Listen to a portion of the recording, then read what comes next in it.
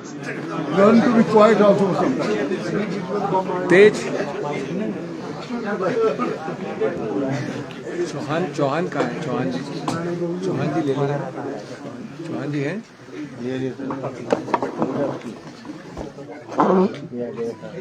दोस्तों, आप लोगों को हम हर दिन मैं मिलता हूँ वहाँ दिल्ली में। 2-3 रूल्स हैं, नियम। एक तो सब एक साथ लें, अलग अलग किसी से कोई बात नहीं होगी। दूसरा, मैं हिंदी में भी बोलूँगा, अंग्रेजी में भी बोलूँगा। अगर आप लोग शांति बरतेंगे अपने बाकी कॉलीग से, दोनों को मिलेगा फिर।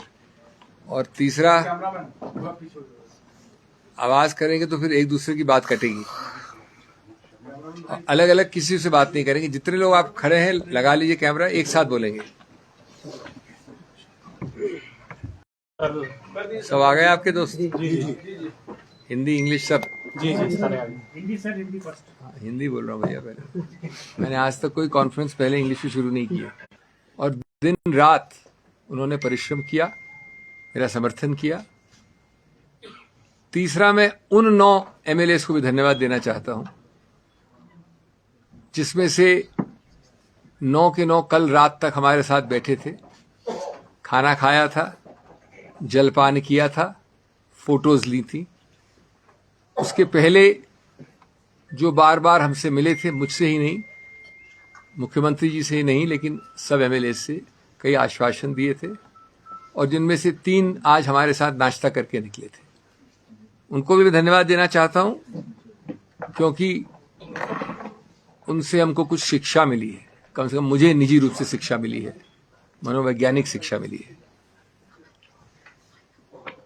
मैं इस संदर्भ में एक विनम्रता से प्रश्न पूछना चाहता हूं। नहीं, सबसे पहले, उससे पहले मैं माननीय हर्ष महाजन जी को तहे दिल से धन्यवाद, तहे दिल से बधाई देना चाहता हूं।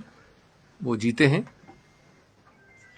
और उनका हक बनता है बधाई प्रदान करने का। एक बात जरूर मैं कहूंगा, उनकी पार्टी को अपनी गिरेबान में देख के सोचें। जब भी कोई पार्टी 25 और 43 के आंकड़े या इक्वेशन में 25 वाली पार्टी 43 वाले के विरुद्ध उम्मीदवार खड़ा करती है, तो उसका सिर्फ एक और एक ही संदेश हो सकता है। और मैं हर्ष महाजन जी की बात नहीं कर रहा हूं, मैं इस चुनाव की बात नहीं कर रहा हूं, मैं एक सिद्धांत की बात कर रहा हूं। वो संदेश है कि हम बेशर्मी से वो करेंगे जो कानून में अनुमति जिसकी नहीं है। अगर आप समझते हैं कि एक व्यक्ति या 2 व्यक्ति या 9 व्यक्ति अचानक एक नई नीति, एक नई सोच, एक नई आइडियोलॉजी के अंतर्गत कल रात के डिनर और आज सुबह के नाश्ते के बाद बदल गए हैं, तो मैं समझता हूं कि हम सब, जो अंग्रेजी में कहावत है, एक फूल्स पैराडाइज में रहते हैं। ये बदलाव बहुत दुर्भाग्यपूर्ण है भारत के लिए, और विशेष रूप से हिमाचल प्रदेश के लिए, जिसकी संस्कृति, जिसके पहाड़ी या नीचे रहने वाले लोग इस संस्कृति से अवगत नहीं थे कुछ समय पहले तक। अगर ये नए भारत, न्यू इंडिया की परिभाषा है, तो मैं तो पुराने भारत को ही प्रेफर करूंगा। हमने हारते हारते भी इतिहास बनाया है। इतिहास इसलिए कि इतनी जद्दोजहद की, इतना मन बदलाव किया, लेकिन एक और मन बदलाव नहीं कर सके। इसलिए 34 का स्वाभाविक आंकड़ा भारत में शायद पहली बार, और आने वाले कई दशकों में वापस होने वाली नई चीज हुई है, कि 34 का हमारे मित्रों के इतने प्रयत्न करने के बाद भी आंकड़ा आया।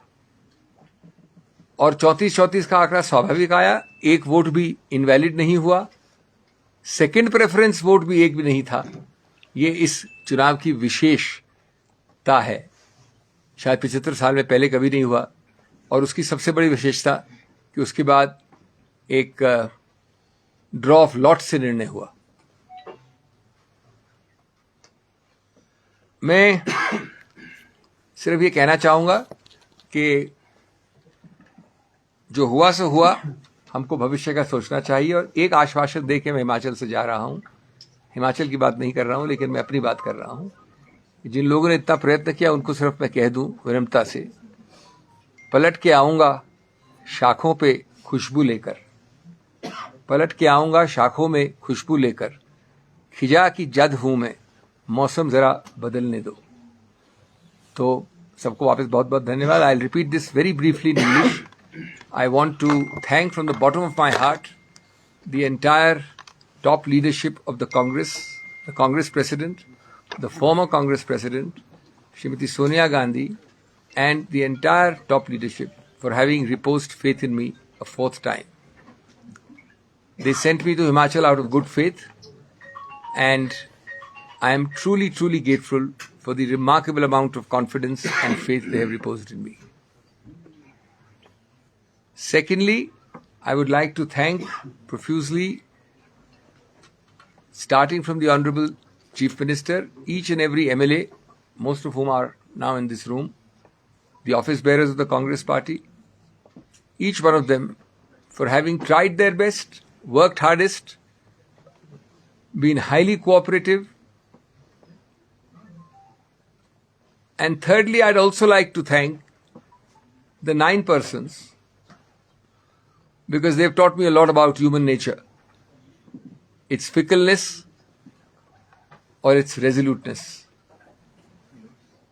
They've taught us a lot because they supped with us. In the biblical terms, it's called supping with us. Dinner, drinks, and photography till 11 o'clock last night.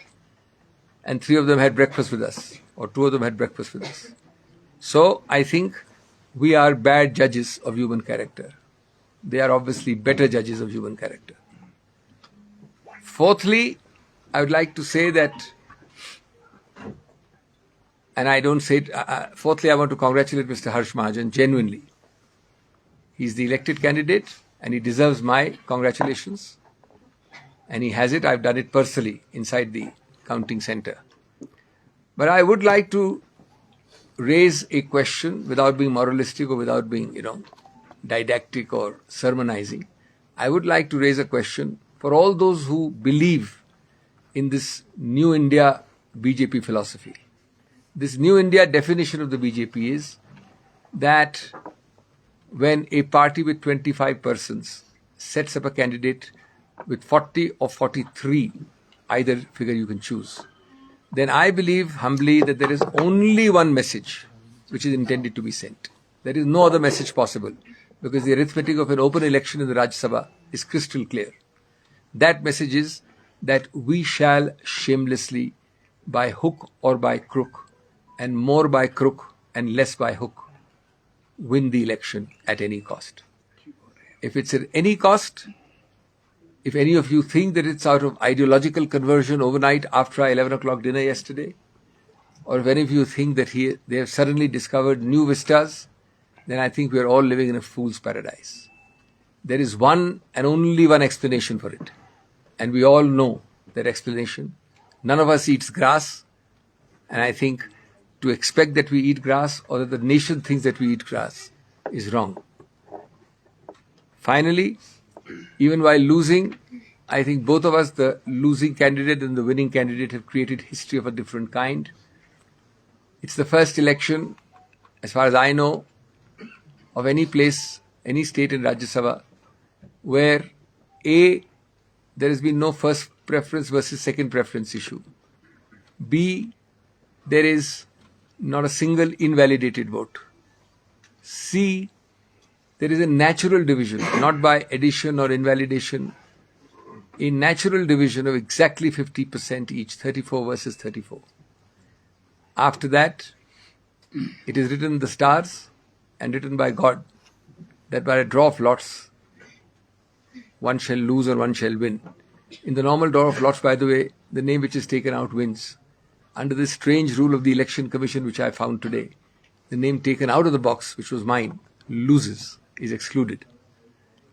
Friends, I would thank everybody, including all of you, for all the kindnesses done to me. Congress का मुकाबला तो भाजपा से था ही नहीं, कांग्रेस से ही मुकाबला था। क्या सीख कांग्रेस ले पाएगी? बहुत सारे राज्यों में ऐसा हुआ। एक तरह से आप गलत नहीं बोल रहे हैं, क्योंकि ये वही लोग हैं जो कांग्रेस के ऊपर आए टिकट पे, कांग्रेस के इतने फायदे उठाए, कांग्रेस से इतने लाभ लिए, अपने आप को कांग्रेसमैन कहते रहे, कल रात तक हमारे साथ कांग्रेसमैन की हैसियत से खाना खाया। तो आप बिल्कुल सही कह रहे हैं। तो ये प्रश्न आप हमसे क्यों पूछेंगे? उनसे पूछिए जिन्होंने कांग्रेस कल रात तक होते हुए आज सुबह बीजेपी वाले बन गए। ये तो प्रश्न आपको उनसे पूछना चाहिए ना। सरकार से नाराजगी है सर, ये बताएं। देखिए, नाराजगी हर एक अभियान में होती है। नाराजगी का मतलब ये नहीं होता है कि नमक हलाली की जगह नमक हरामी हो। सर सरकार को कोई खतरा है? क्योंकि भाजपा के बहुत लीडर बोल रहे हैं कि कांग्रेस के विधायक जो हैं भाजपा के संपर्क में हैं। सीएम साहब हर्ष महाजन जो है उन्होंने ये भी कहा है कि एक हफ्ते के अंदर अंदर जो है वो सरकार अल्पमत में आ जाएगी, ऐसा दावा उनके द्वारा किया। देखिए,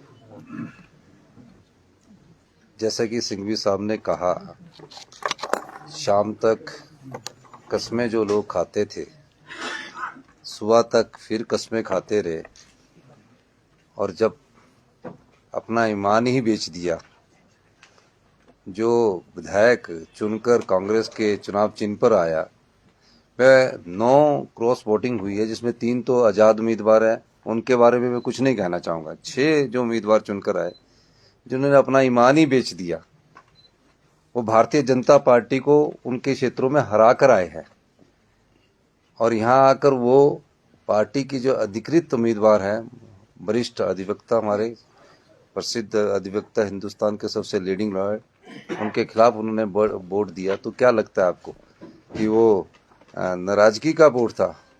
वो तो एक ही चीज़ का वोट होता है जिसकी जानकारी आपको मेरे से ज़्यादा होगी, जिस प्रकार की आप जानकारी रखते हैं। अब वो हिमाचल की संस्कृति में ऐसा नहीं था। हिमाचल की संस्कृति में जो जिस पार्टी से चुनकर आता था, उसमें विरोधाभास रहता ही है, लेकिन जब वो चुनकर आए तो उन्होंने अपना वोट को बदला है, अपने ईमान को बेचा है। इससे आगे मैं क्या कहूँ, लेकिन मैं इतना कहना चाहता हूँ कि हिमाचल की जनता इस प्रकार की संस्कृति की आदी नहीं है। हिमाचल की जनता जानती है कि हमने कांग्रेस की सरकार को 5 साल चुनकर भेजा है, और जिस प्रकार से वो राजनीतिक दृष्टिकोण रखते हैं, उस दृष्टिकोण को हिमाचल की जनता पसंद नहीं करती। सर, जैसे कहा कि रात को डिनर भी हुआ, सुबह ब्रेकफास्ट भी हुआ, तो क्या सुबह तक असेस नहीं कर पाए कि उनका नहीं, ऐसी बात नहीं है। लाइन ऑफ एक्शन क्या रहेगी? अब जब कोई ईमान अपना बेच दे तो उसमें हम क्या बोल सकते हैं? आगे क्या लाइन ऑफ एक्शन आगे क्या रहेगा सर? देखिए, आगे कुछ लाइन ऑफ एक्शन नहीं है। 34 लोगों ने हमारे अपने ईमानदारी का परिचय दिया, तरह तरह के प्रलोभन उनको दिए। ऐसा नहीं है कि एक ही व्यक्ति को प्रलोभन मिला है। उन 34 आदमी में तरह तरह के प्रलोभन दिए, जिसकी कल्पना हिमाचल के नेता नहीं कर सकते। मैं ये कह सकता हूँ, उसकी कल्पना हिमाचल के नेता नहीं कर सकते। लेकिन 34 आदमियों ने अपने चरित्र का भी परिचय दिया, अपनी नैतिकता का भी परिचय दिया, अपनी ईमानदारी का भी परिचय दिया, और आज 34 के 34 आदमी हमारे पास खड़े हैं। अविश्वास देखिए, पहले आप मेरी बात सुनिए। जब 34 आदमी हमारे पास खड़े हैं, अब जिस प्रकार का वो दृष्टिकोण रखना चाहते हैं, अभी तो सेशन चल रहा है ना, तो जब सेशन चलेगा तो उस समय देखेंगे। क्योंकि राज्यसभा में एक बात याद रखना, राज्यसभा की जो बात है, उन जो गे है उसमें से कई लोग, उनके परिवार के लोग उनसे पूछ रहे कि आपने ऐसा क्यों किया।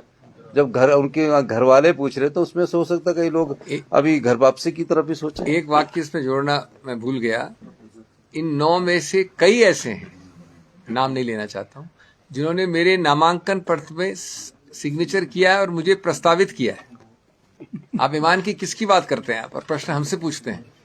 सर, मुख्यमंत्री सर, एलओपी ने कहा कि सरकार आपके सवाल का एक जवाब हो गया।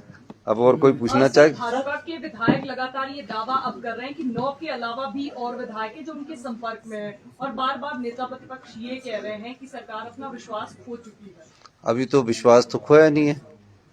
वो तो 34 तो हमको भी पड़े है, 34 उनको भी पड़े है।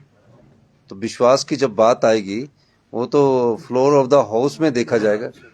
अभी काय को आप इस चर्चा में पड़ रहे हैं, चिंता मत करिए। देखिए, वो तो बजट के समय जैसी परिस्थिति होगी, आपको समय पता लगेगी। बहुत बहुत धन्यवाद। जय हिंद। चले बस, thank you sir, thank you. चलिए।